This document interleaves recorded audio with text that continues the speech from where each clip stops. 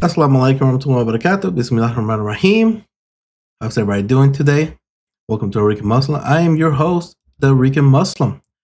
So there's a lot of things going on in the world right now, especially when it comes to the Middle East and Africa.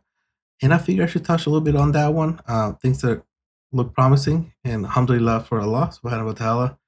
I hope things get better down there. So I saw this video from a brother who's done some great work. So let's talk about it and discuss. Now, in Mali, the government of Mali has suspended issuance of new artisanal mining permits to foreign nationals. What is that? They're not going to give artisanal mining permits to foreign nationals. Why are they doing this? Because too many accidents have happened. Now, let me remind you here, you get many types of mining. You get industrial mining with big companies, big trucks and big engines, you know those ones, those big cars. Look at the tire of this car. Look at the size of this tire. This is major, okay? These are big companies mining. Now you also get what you call artisanal mining, okay? It's very low scale. It's individual sometimes trying to make money for themselves. Now Mali has been issuing permits for even artisanal mining and sometimes to foreigners. Now recently something really bad happened. At least 43 people were unalive in an informal gold mine collapse in Mali in February 15, so it's a couple of days ago. The majority of victims, unfortunately, were women. The collapse occurred in Kaye region in Mali. The women had been scratching for gold in its open pit area left by industrial miners. The collapse occurred at an abandoned site that was previously operated by a Chinese company. So this happens a lot. When a Chinese company or something like that will come, they will mine, then leave officially. They leave officially, but unofficially they come back. Why do they leave officially? They leave officially so they don't have to pay the taxes. But then they come back, or they have girlfriends, you know what I mean? Then they make babies. Then they say they're going to stay for the girlfriends. But how are they going to make money? They go back to the mining. And this is not the first time, because in January 29, 13 people also were unalive in a tunnel where the digging in flooded. A shaft collapsed and it took more than 70 people. So the government said enough is enough. We're not going to do this anymore. We're not going to allow this anymore. Now, this is very similar to what happens in South Africa when some illegal miners go underground going to mine. Now, it's a very complex situation. We're probably going to talk about it some other time.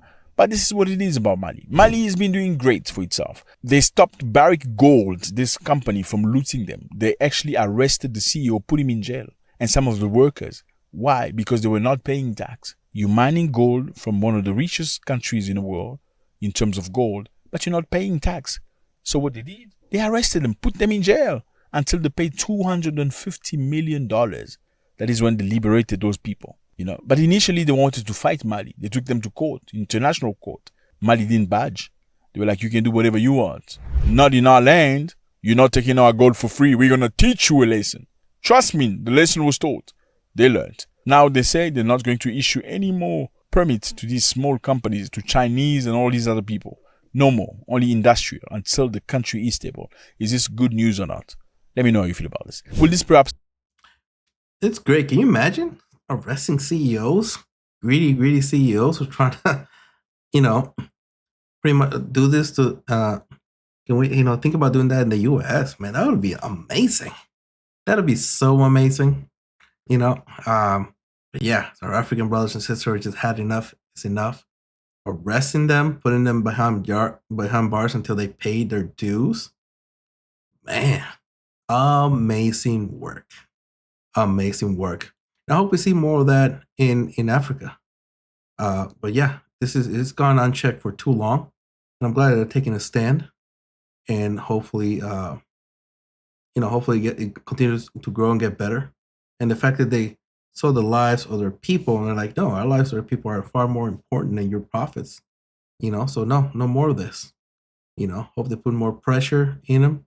I hope they just make it so now only the people who can work there is our people, as much as possible. And they have to make a quota of how many people they need to hire too. I would love to see that as well. Be difficult for the peasants or the normal people that are trying to make a living through this gold? Or should they be channeled into big companies and maybe ask those big companies to hire them by force? Yes. So they can make a living. Let me know how you feel about that. Absolutely. And now we're going to Egypt. Here's Egypt. Okay, why are we talking about Egypt today? I know I know we don't talk about Egypt very much. Now, Egypt has done something very, very interesting. Egypt has countered a proposal done by Donald Trump. Concerning the issue of displacing the Palestinians, I want to stress to the Egyptian people that we will never accept or allow any infringement on our national security. What proposal was that? Trump offered to take people from Gaza away from Gaza so he can come and rebuild Gaza for the same people. He called it the new Riviera in the world. He promised it to be one of the most beautiful places in the world. Let me repeat myself. You know where Gaza is, right? You know what these people have been through the most. Pain and difficulties. Trump is suggesting to send them to different countries whilst him and his company rebuild Gaza. Now, Egypt say no. Why? Because Trump wants people of Gaza to go in Egypt and Jordan. There are 2 million people living in Gaza. Egypt say no. There is absolutely no way I am accepting anybody in my country. Why would you take people away from their home, ask them to go to another country so you can come into their country and fix the country?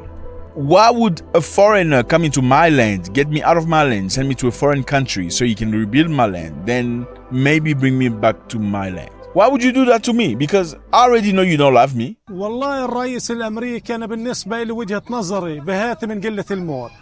غزة لا هي عقار ولا هي بيت عبارة عن بيت ولا شقق ولا عماير استثمار.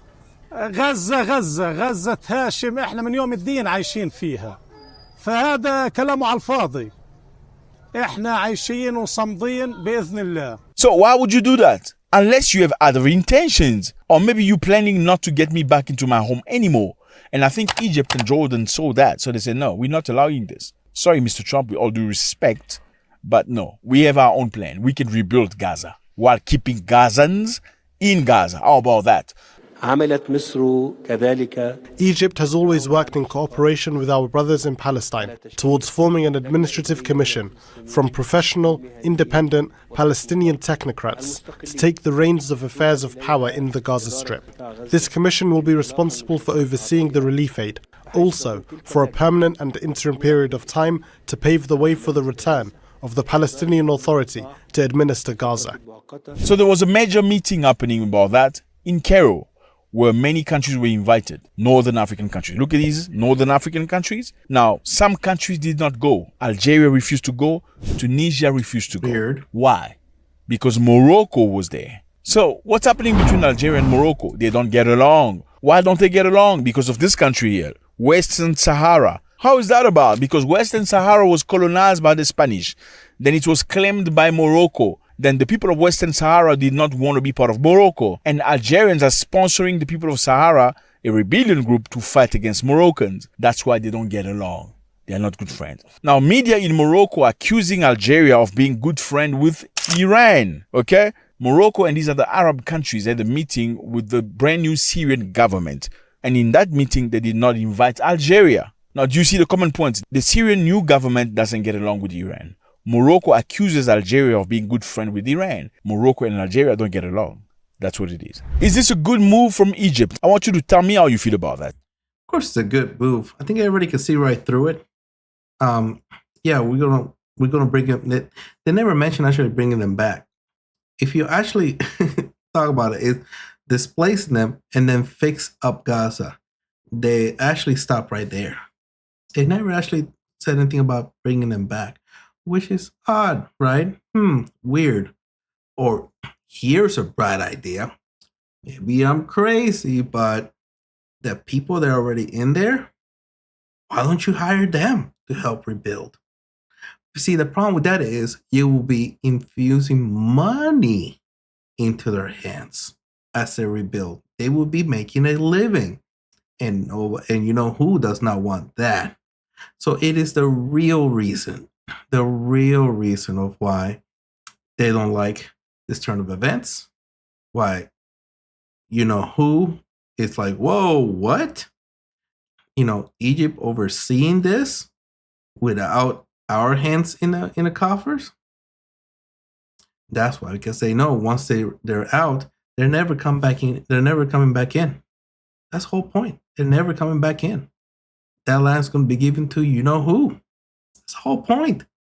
Everybody in the entire planet, universe, and beyond, even in the multiverse, can see right through that. The Jordan King told Trump, I'm not going to accept any Palestinians in my country, but I can take in about 2,000 kids living with cancer. That's what I can do. And we're going to have some interesting discussions today. I think one of the things that we can do right away is take 2,000 children that are either cancer children or in a very ill state to Jordan as quickly as possible, and then wait for, I think, the Egyptians to present their plan on how we can work with the president to work on Gaza challenges. What do you think are the real intention of Donald Trump about that land? Is he maybe trying to prepare that land for somebody else? Let me know how you feel about that. I think we all know that. And he says, yeah, the children should be taken care of. I think that was that's the first people they want dead. You think Trump cares about it? You think Trump has a soul? And of course not. He doesn't care. He was trying to make a deal. He was trying to, he'll be the first one lining up to buy the land that he uses the taxpayers' money to rebuild, which is not surprising. Taxpayers' money funded the destruction, and then taxpayers' money was going to be used to rebuild it, and then it was going to be sold off, and he's going to buy it too, all by taxpayers' money. You gotta love the Western values. Rwanda.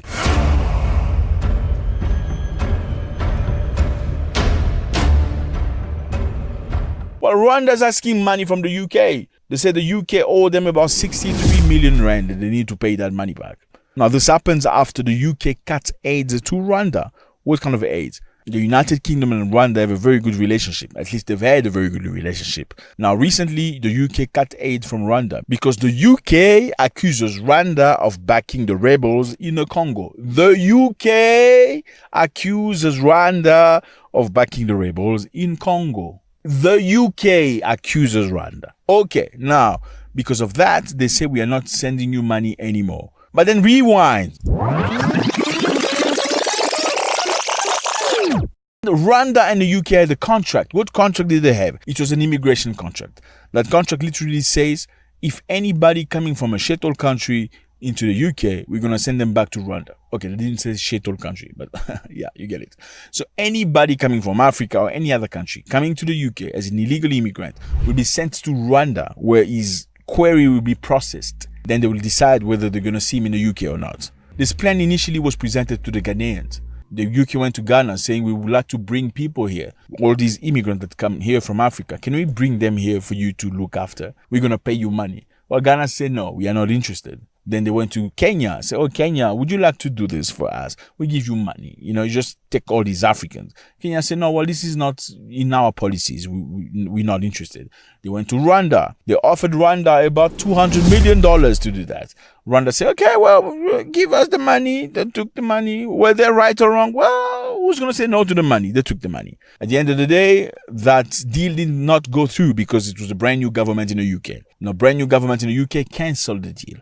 However, Rwanda say they are not intending to return the money they had already received from the UK. I mean, you already give the money. Like, what do you expect? Rwanda built houses and apartments to receive all these migrants from Nigeria, and Cameroon. And okay, let me stop. To receive all these people in Rwanda. Now, you need to give the money back. They say they are not willing to give the money back. Now, Rwanda is reminding the UK that you still owe us $63 million. Please send it to us. Are they right to say that? Is a deal a deal? Let me know how you feel about this. Yeah, a deal is a deal. But, see, he made a deal with the devil. That's what it is. Like, these people, that's the problem over there. It's just, they want to keep making deals with people who don't even see them as people. They don't care. They're going to use you, exploit you, and they're being too easily manipulated by money. And I think they need to start working together, unite, and just start saying no. Everything they say is just no, just no. Mali will no longer issue license to informal mining. Not interesting because many people are being unalive. They need to protect the people. You either come big or you don't come at all. Egypt will find a solution for people in Gaza. They don't want Donald Trump plan because they feel like this plan looks dodgy. Okay, something is not right here. Is that a Everything. good move or not? Rwanda's asking for $63 million coming from the UK. They say, be serious. Act in a way that you always preach everybody. Be faithful to your word. Are they right to ask for this money? Let me know how you feel about this, fellas. It was a great pleasure. God bless. Yeah, actually, that was a good video. It's gonna be a link in the description of the original video, so you guys can subscribe and follow the brother for more information what's going on in Africa. But yeah, I think those are good moves. There's some good moves there. There's some bad decisions. Yeah, Africa. I hope they move away from the West. And yeah, we know what that Trump plan was all about. Who was going to get the land, and these people are going to be displaced forever, taken out of their homes. Actually, that was a really good decision by Jordan and Egypt, because I think they saw right through it. I mean, completely right through it. Because let's be serious on it, you could have just hired them. There's people there with no job. I'm like, hey, but then you have to pay them, give them money while they stay there, rebuild their own homes, and then that they will have income, they will have new homes. And yeah, of course, that's not what they want. And we funded all that destruction, and now he's saying the U.S. taxpayers' money was going to fund the rebuilding. It is. You gotta love the hypocrisy of the West, just how satanic they really are. Let me know what you guys think about this video. Subscribe, like, comment, and share. Till next time.